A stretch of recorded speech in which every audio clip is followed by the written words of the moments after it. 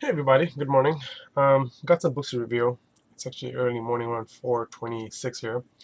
I'm gonna start off with Justice League number 15.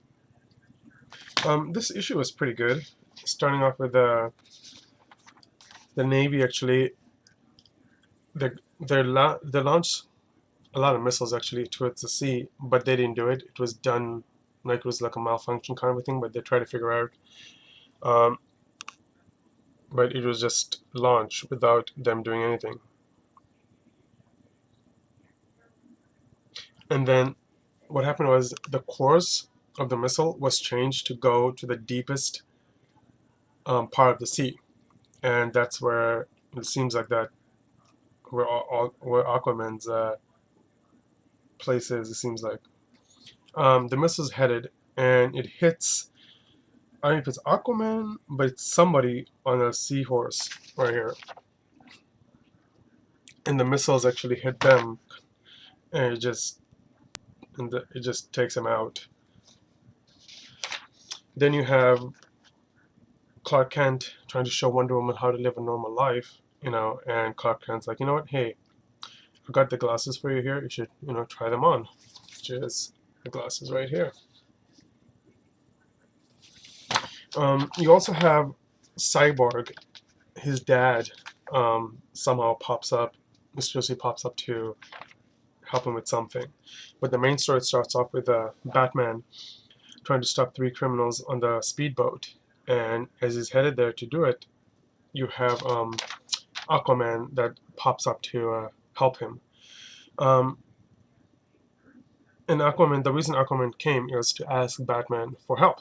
Aquaman's like, I know we don't see eye to eye how we lead the Justice League team, but I need your help. And none of my commands are now doing anything underwater for the fishes. They're headed, they're headed in a direction. They're going somewhere. And last time this happened, it happened on some beach, and it wasn't a good outcome, I guess. But as of now, Aquaman's telepathic power can't control the fishes at all. Then you have Mira that pops up um, to also, I guess, join this thing. And she's like, the fish is not actually heading anywhere Pacific. So um, Aquaman's there, Mira's there to ask Batman for help. But, well, then the story changes to Superman and Wonder Woman. And I know the new DC 52 is supposed to be the younger generation, to go with time, like grow with the generation. But man, I have to tell you, they really did it because, I mean, Wonder Woman and Clark Kent, they look I mean, it's like they're with the flow of the age, the time now. The hair, the glasses, and everything is just awesome the way they did that. So, Wonder Woman looks pretty damn hot, I have to say, the way she's dressed up. Um, then you have the ship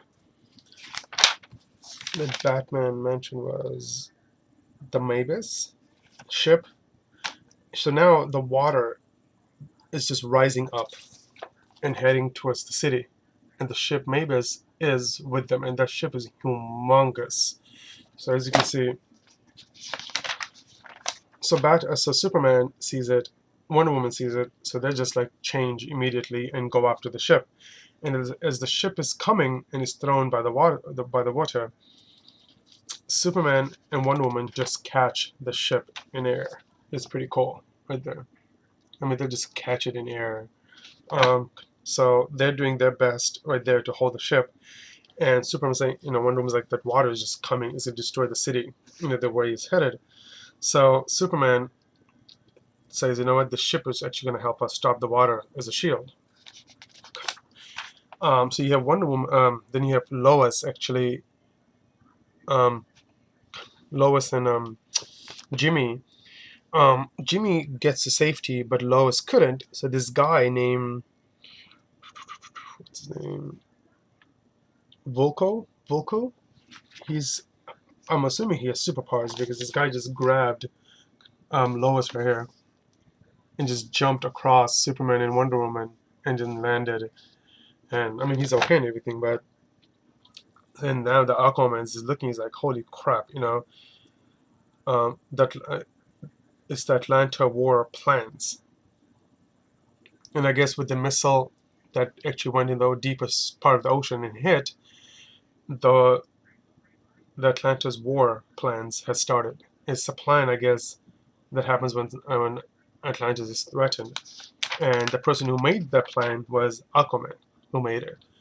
And then towards the end, you see this guy right here, which I don't know what's his name, but I gotta buy Aquaman 15 to bloody understand this. So I have to go get that. But it's this guy right here. Now in the beginning, when I saw this guy, I don't know if it's the same guy. You know, he's just deformed, he's got blown into bloody pieces or something. Right here. If somebody knows, let me know. But that's, I guess I have to pick up Aquaman to find out. It looks like it's the same guy. He's just, his costume is different now, but he still has the same thing right there and everything. So I don't know, but I'm gonna check it out. But it was a really good story. I'm really excited to go pick up number 15 of Aquaman and follow through the whole story. I think it's a couple of parts, not a big thing that's going on, but I really enjoyed it. I think I ordered Justice League number 16 also from Midtown Comics. Next one is Superman number 16. This one right here. Now in Superman 16, of course the war continues with HL, and you have the Justice League heading towards the Fortress of Solitude to stop HL and Supergirl. And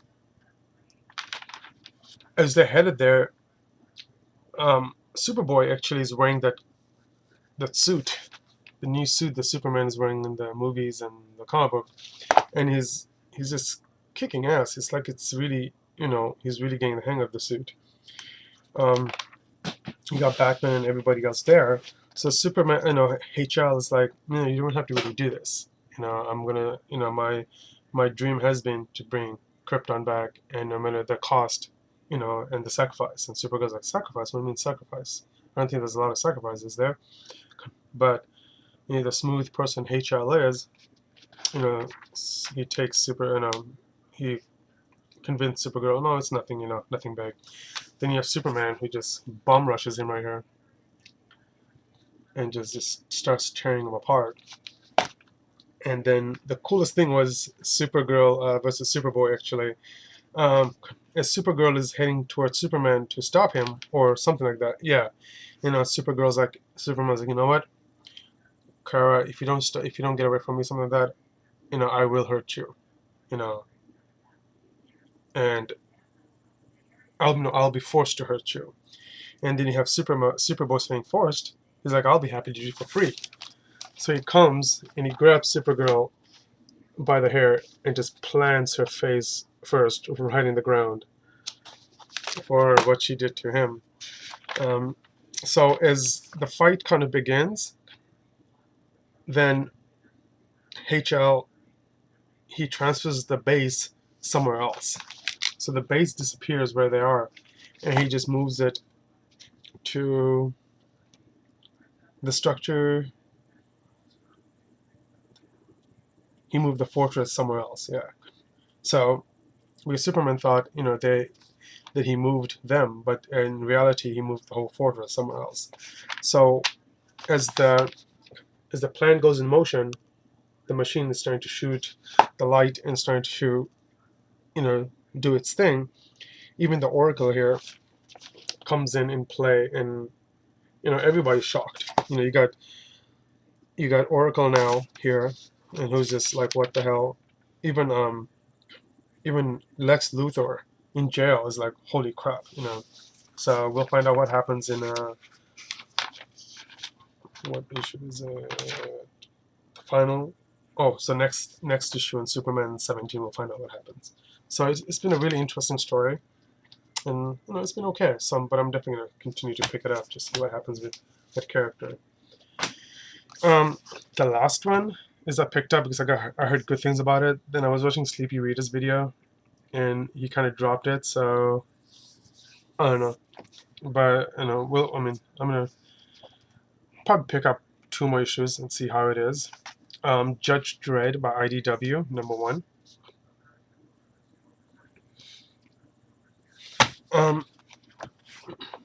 In this issue, it's more, it was talking about Mega City 1 and how it has billions of people, and it's not one of the most safest cities to live in. It starts off with the criminals actually stealing, and you have the judge. The machines are now not doing what they're supposed to do. There's this one store that's getting robbed, and the machine, the guy's like, well, aren't you going to stop him? Aren't you going to take him to jail or something like that? And the machine's like, no, we're not allowed to hurt customers in the store. And this guy's just taking this machine's head off right there. And machine's like, please don't do that. We're not allowed to hurt customers. So criminal's like, okay, sure. We'll take everything out of here then. Then the judges, of course, come and they start taking the criminals, taking them out. And then one of the criminals actually took a fruit plant, which is this thing right here, and did something to it, and just started just dropping on the judges and the machines. And I guess what happened was, when the fruit hits the judges, it just malfunctions their radios or whatever electronic they have. One of the judges who actually goes to the machine, actually the machines come to the judges, all the judges, and tells them, you're under arrest for doing what you did. One of the judges actually gets electrocuted right here by the machine, and then the other judges just start taking the machines out. I think it's, I forgot his name, but one of the judges goes actually in the sewers, it seems like, no, off the building, and starts following the criminals around. But as he's heading to find the criminals, they're all like blown to pieces. So as he's headed there, he finds one of the criminals and asks them for help. He's like, what, Judge, you gotta help me. You gotta protect me. And the judge is like, well, you gotta tell me what's going on, or what's your intentions, something like that. And before he can say anything, he gets blown up. The criminal. So all the criminals are dead, and you see the house. One of the ambulance come and takes the judge who got electrocuted, and I guess he's gonna be okay. But now, this judge who followed the criminals is left like, what the hell just happened? In the next issue, I guess it shows when judges go bad. So, I don't know. I've never collected a Judge Dredd comic book. I picked it up because I really heard good things about it. The story was okay. I guess what threw me off is the art. Because I've seen other Judge Dredd comic books before. I just went through them and saw the art, and the art was pretty good. I just don't know about the,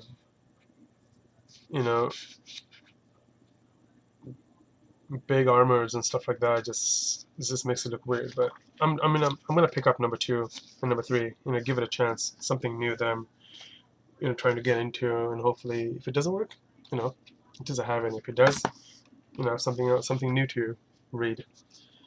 So yeah, and I also got a package in from Midtown Comics.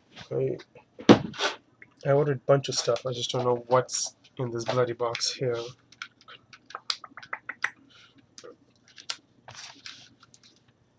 Let's.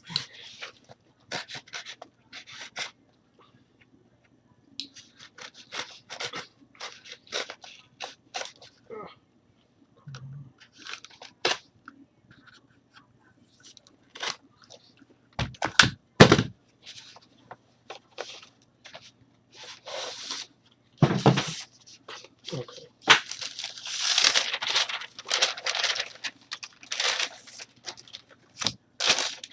I don't know where I heard this, but I guess these bags that Midtown sends, I guess it's supposed to be really good for wrapping your comic books, the ones you don't want to put in the bag, in a plastic bag, and just keep it in the box.